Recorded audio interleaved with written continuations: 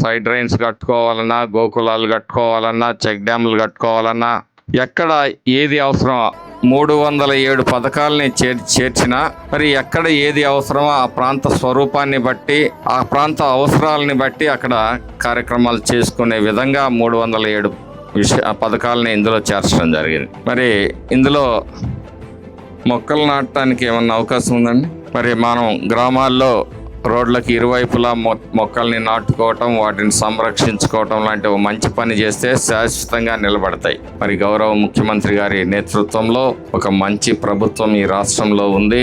ఈ రాష్ట్ర అభివృద్ధికి అహర్నిశలు 76 సంవత్సరాల వయసులో ఆయన నిరంతరం మరి రోజుకి 18 గంటలు పని చేస్తున్నారు మన కోసం. ఒక మంచి ప్రభుత్వాన్ని ఎన్నుకున్న మీకు పేరు పేరున ధన్యవాదాలు తెలియజేసుకుంటూ సెలవు తీసుకుంటున్నాను. Thank you.